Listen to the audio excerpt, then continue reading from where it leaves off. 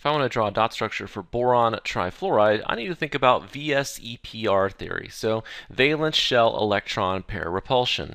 The valence electrons are going to repel each other and force the molecule into a particular shape or geometry. And so, we first start off by drawing the dot structure. So, for boron trifluoride, I find boron in the periodic table. It's in group 3, so it has 3 valence electrons. Fluorine is in group 7, so it has 7 valence electrons. I have 3 of them, so 7 times 3 gives me 21. 21 plus 3 gives me 24 valence electrons that we need to account for in our dot structure. Boron is less electronegative than fluorine, so boron's going to go in the center like that, and the boron is bonded to 3 fluorine atoms. I'm going to go ahead and put in those 3 fluorine atoms like that. So we just represented 6 valence electrons, so here's 2, 4, and then 6. So 24 minus 6 gives me 18 valence electrons left that we need to worry about. We're going to put those leftover electrons on terminal atoms, which are our fluorines in this case.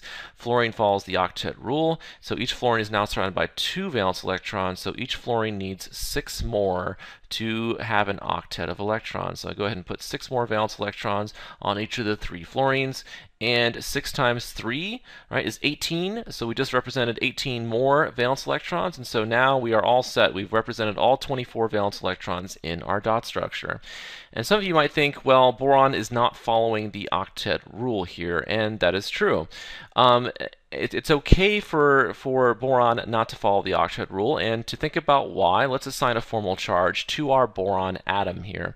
And so remember, each covalent bond consists of 2 electrons. So I'm going to go ahead and draw in those electrons in blue here. And when you're assigning formal charge, remember how to do that. You take the number of valence electrons in the free atom, so which is 3. From that number, you subtract the number of electrons in the bonded atom.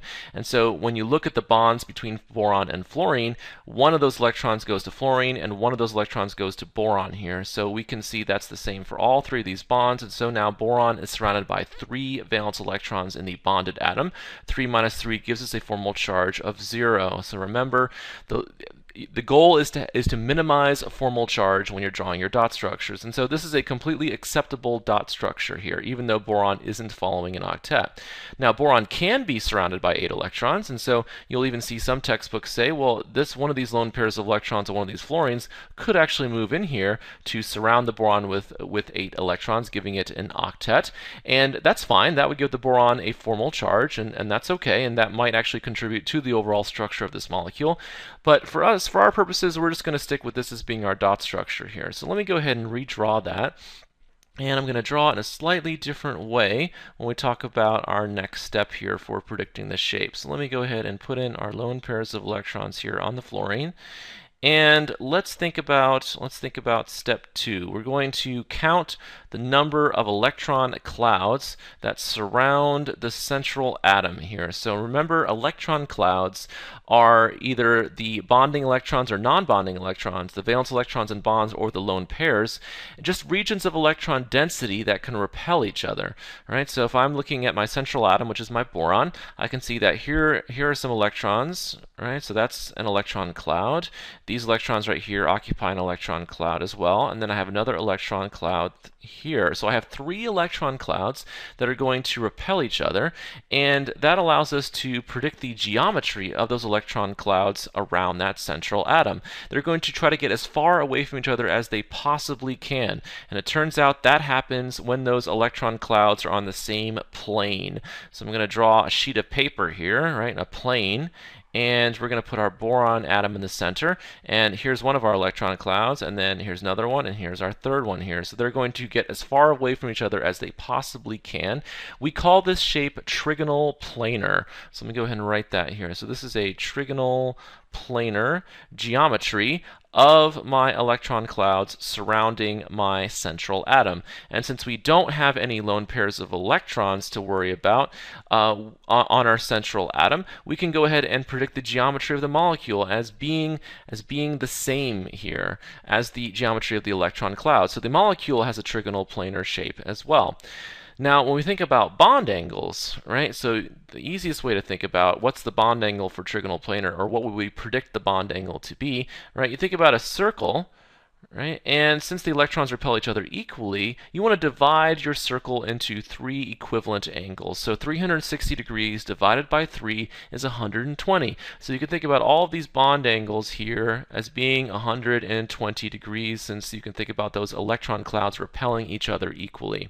So we have a trigonal planar geometry with a bond angle of 120 degrees. So 3 electron clouds. Let's do another example of a molecule that has 3 electron clouds. So in this case, sulfur dioxide, right? So sulfur dioxide, let's count up the number of valence electrons. Sulfur is in group 6, so 6 valence electrons. Oxygen is also in group 6. 6 times 2 is, of course, 12. 12 plus 6 is 18. So we have 18 valence electrons for our dot structure. Sulfur is less electronegative, right? If you look at a periodic table, so sulfur is below oxygen, so sulfur is going to go in the center. Sulfur is bonded to 2 oxygens like that, so that just represented 4 valence electrons, right? Here's 2, and here's 2 more. So 18 minus 4 is 14 valence electrons left. All right, so we're going to start assigning some of those leftover electrons to our terminal atoms, which are our oxygens. Oxygen is going to follow the octet rule, and so therefore each oxygen gets 6 more electrons to give each oxygen an octet. So we go ahead and do that. So I just represented 12 more valence electrons, right? 6 on each oxygen. So 14 minus 12, right, is 2 valence electrons. So I have 2 valence electrons left over. And remember, when you have leftover valence electrons, you go ahead and put them on your central atom. So we can go ahead and put those 2 valence electrons here on our central atom like that. Now, we're not quite done with our dot structure because sulfur doesn't have an octet. As one way of thinking about it, you could also think about formal charge. Sulfur's formal charge is not minimized in this dot structure. So we need to share some electrons, right? So I could take, let's say, let me go ahead and make these blue here. So I could take a lone pair of electrons from either oxygen. I'm just going to say that we take a lone pair of electrons from that oxygen and move them in here to form a double bond between the sulfur and the oxygen. So if I do that, right, now I have a double bond between the sulfur and the oxygen. The oxygen on the right now has only 2 lone pairs of electrons around it. The oxygen on the left still has 3 lone pairs of electrons around it like that. And the sulfur still has a lone pair of electrons here in the center. All right, so if we assign formal charges now, let's go ahead and do that really fast. So we know that we have electrons in these bonds here. And so if we assign a formal charge to the oxygen on the left, let's do that one first.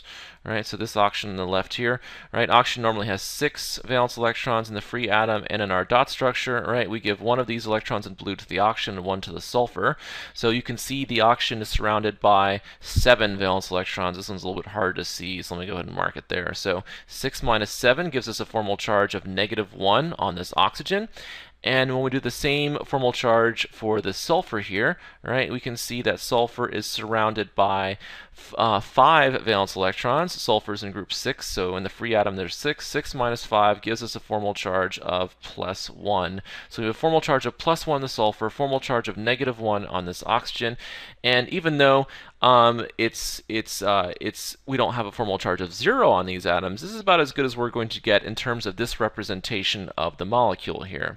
And another thing to think about is the fact that I didn't have to take the lone pair of electrons from this oxygen, right? I could have taken the lone pair of electrons from over here, right, like on that oxygen, and that would just be another resonance structure of this. So I don't want to go too in detail about resonance structures and formal charge. We talked about those in earlier videos, so make sure that you watch them. But this is our final dot structure here. So let me go ahead and redraw it here. So this is one of the possible dot structures you can draw for sulfur dioxide, right, that fulfills our rules for drawing dot structures. So let me go ahead and put in these valence electrons here so we can see it a little bit better. All right, so I'll leave out formal charges now because we're just focusing in on geometry. We're concerned about VSEPR theory. So we have our dot structure. We go back up to check our steps for predicting the shape. And now we are going to count the number of electron clouds that surround our central atom. So regions of electron density, which could be valence electrons in bonds, so bonding electrons, or non-bonding electrons like lone pairs of electrons. So we look at our central atom, right, which is sulfur, and let's see if we can count up our electron clouds. So this is an electron cloud over here. There's a region of electron density, so we have one electron cloud. Over here on the right, this double bond, we can consider it as an electron cloud. We're not worried about numbers of electrons, just regions of them.